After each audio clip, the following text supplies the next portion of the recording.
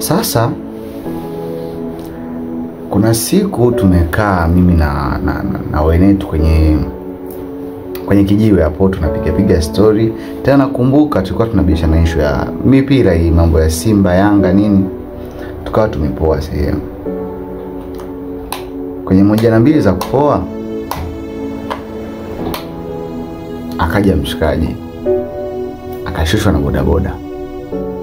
Aliposhushwa na bodaboda hatumfahamu, lakini akatuchangamkia, "Oh vipi za siku, mambo ni aje, fresh?" Lakini nilipokuwa namwangalia yule jamaa, alikuwa kama ana mfuko fulani hivi. Ule mfuko mimi sijui una nini, lakini sasa tunajua kuna baadhi ya vitu vikitokea siku zote unaanza kuwa na wasiwasi. Yaani uwezi ukawa na wasiwasi na kitu ambacho unahisi vizuri. Lazima utakuwa na wasiwasi na kitu kibaya. Ule mfuko unaonekana ulikuwa kuna mifuko mingi, yani ni mfuko uliokuwa ndani ya mifuko mingine, lakini kuna kitu kipo ndani kimehifadhiwa. Ule mfuko ulikuwa unafanana na hii mifuko ya ujenzi. Ni aje fresh akakaa kaweka ule mzigo wake pale. Zikapita kama dakika 5 kakaa na sisi, baadaye anatuambia, "Oh wanangu mimi naondoka." Afu jamaa anataka kuondoka aache mfuko pale. Mzee mmoja akamwambia, "Bana mzigo wako." Samani na mambo mengi sana mwanangu, haina noma. Akaenda mtano kamili sasa. Yeye hajui kama mimi nakaa mtaa mmoja, ila sijui wasiwasi wake, sijui maana yake imefika muda wa kurudi. Yule jamaa namuona anaingia. Nikasema mbona huyu mtani sijai kumuona? Vipi? Mimi nikamuuliza kuna mtu nipanishi naye. Bana vipi huyu jamaa nimekutana naye kijiweni sijamuelewa. Na hapa tunavyoongea namuona tena mtaani hapa. Vipi? Akasema hapana. Hapa amekuja nyumbani ndio. Alikuwa na shida gani? Alikuwa anatafuta chumba. Ameniulizia mimi, akasema hajauliza kitu chochote, kauliza chumba tu kama atapata. Sawa. Saa 12 hiyo. Inaelekea saa 1. Mimi nimerudi nyumbani siku hiyo mapema sana. Akasema amepata? Ndio kapata bana kwa yule mzee pale. Karibia miezi 6. Miezi 6 okay sawa, sio shida. Mimi bado yani kwenye kichwa changu nasema kuna kitu hakiko sawa. Nikaa nimetulia. Jamaa kabidhiwa chumba na kalipia pesa. Lakini lengo lake sio kukaa hiyo miezi 6. Kulikuwa kuna kitu kakifanya, alikuwa anajificha. Kwa hiyo bana akatafuta mawasiliano ya bodaboda mmoja, akawa anamletea chakula siku ya kwanza, siku ya pili, siku ya 3. Yeye yuko ndani tu. Na inaonekana ana hela nyingi kwa sababu ile bodaboda alikuwa analeta, yani kila bodaboda akija anapewa 10,000. Maana yake 10,000 ni kile chakula alichonunua, chenchi na ubaki ni jamaa bodaboda. Alipiga hela sana yule jamaa kwa zile siku 3. Sasa bana yule jamaa kumbe alikuwa amefanya tukio. Tukio alipolifanyia ilikuwa ni Mbezi. Sehemu ya kuja kujificha, kaja kujificha Kigamboni. Tukio jenyewe kaua. Na baada ya kuua akakata kichwa. Baada ya kukata kichwa ndo akawa anatembea nacho, lakini hakuna mtu anayejua. Kwanza kile kichwa kilivokatwa kikawa kimewekewa barafu, kwa harufu haitoki. Umeona? Cha pili, yule jamaa alikuwa na perfume fulani, kwa hiyo alikipulizia, yani huwezi ukasikia, hakitoi damu wala hakipati perfume. Yani jamaa alikuwa ni katili kichizi. Sasa mimi sijui chochote. Sasa siku ya 4 mimi natoka na yeye ndo anatoka. Tumekutana kuna barabara. Sasa yeye anatoka kwa barabara yake inaingia kwenye nyumba ilizokuwa amepanga, na mimi natoka kwenye barabara yangu. Brother vipi fresh? Mambo ni aje fresh? Harakati fresh. Bana mimi natafuta kitanda. Hapa nalala chini, nimenunua godoro nalala chini, mwanangu natafuta kitanda nini? Fresh, lakini kile chumba mimi kama sikielewi. Ukielewi kivipi? Mdau mimi sitaki mazoea naye, lakini sasa inabidi tu ujibu kwa sababu umekutana naye, na mtu kimlia bugu kidogo afu kiwa mtoto wa kiume ni ngumu. Kwa hiyo nikawa namjibu tu bana, tafuta nitakuelekeza sehemu kuna kitanda. Bana unaweza kaenda ukanichukulia.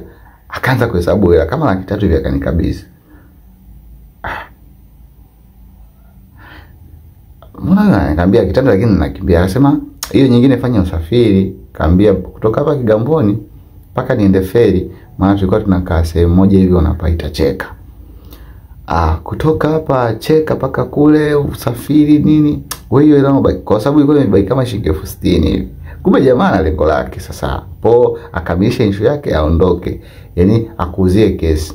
So mimi nikawa nimechukua bodaboda, yule bodaboda wake akaniitia na alilipa yeye mwenyewe, akanipeleka paka feri, nikachukua kitanda.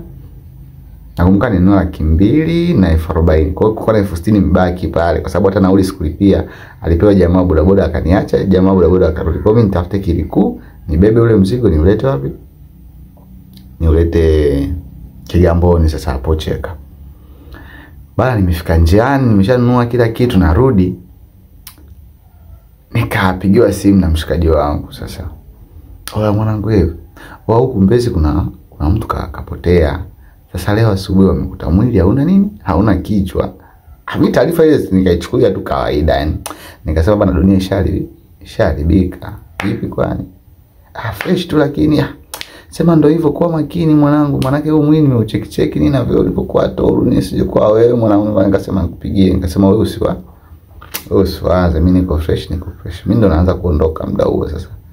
Nimefika pale, manake jamaa aliniachia mawasiliano, nikampigia simu, vipi fresh, nimekiacha kitanda hapo, njoo ufanyaje, njoo kichukue.